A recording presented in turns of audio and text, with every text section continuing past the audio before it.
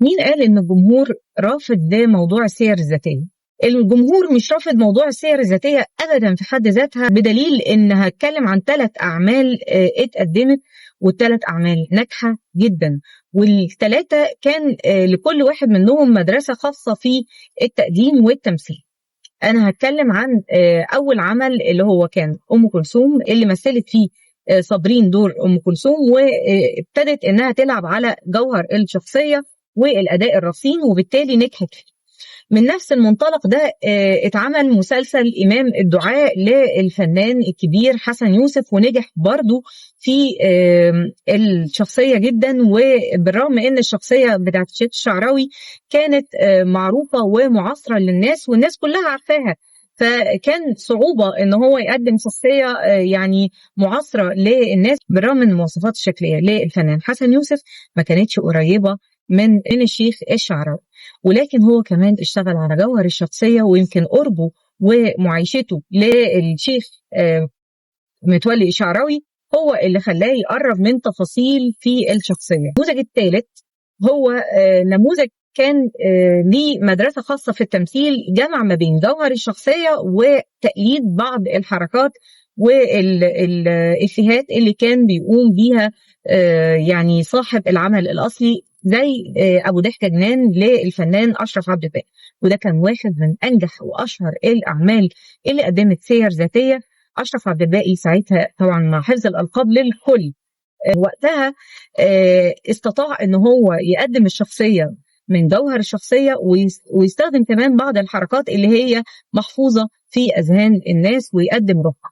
وكمان ساعدوا على نجاح المسلسل ده مش بس الكتابة، ده كمان الفنانة الجميلة، أنا معرفش احنا يعني غايبة عننا فين فنانة عيشة كيلاني، اللي قامت بدور الجدة، واللي كانت سبب رئيسي في نجاح مسلسل أبو ضحكة جنان لما قدمت دور جدة إسماعيل ياسين. ال3 أعمال دول نموذج يتحط كده قدام أي مبدع وأي منتج، علشان خاطر يعرف إن الناس ما هياش رافضة السير الذاتية في حد ذاتها، ولكن هي بتبص على جودة العمل إزاي، أو الشخصية مقنعة ليها إزاي، وما هواش رفض أو تحدي الفنان اللي بيقوم، أو هجوم غير مبرر للفنان اللي بيقوم بالعمل. الناس كانت بتستنى المسلسلات ال3 وبتستنى يعني تشوفهم، وقاعدة منتظراها وبتتكلم عنها بشكل كبير. الإعلام كمان اتكلم عن ال3 أعمال دول بشكل كبير،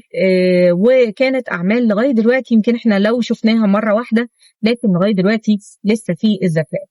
من هذا المنطلق في مدارس بتشتغل على روح الشخصية، ويمكن هفتكر ده يمكن عمل غير مصري، زي مثلا يوسف الصديق المسلسل الإيراني، قام بكتابة المسلسل وإخراجه المخرج الإيراني الكبير فرج الله سلحشور. كنت أنا من أوائل الناس اللي ترجمت الخبر عن المسلسل، وان هم بيقوموا بالتحضير دي. وعلى فكرة وقتها لما نشرت الخبر ده في صحيفة البديل، كان تقريبا ما بين 2006 او اوائل 2006 حاجة زي كده، وقت التحضير للمسلسل قامت ضجة كبيرة جدا في إيران، وكانوا رافضين ان هو المسلسل بتاع سيدنا يوسف يخرج من النور، وقالوا مين ده اللي هيبقى سيدنا يوسف، ومين اللي هيبقى في جمال سيدنا يوسف، ومين الممثل اللي هيقدر يعمل الدور ده. وكان رد فعل المخرج انه مش هيشتغل على المواصفات الشكلية لسيدنا يوسف، لان اكيد مفيش بني ادم اتخلق بنفس جمال سيدنا يوسف.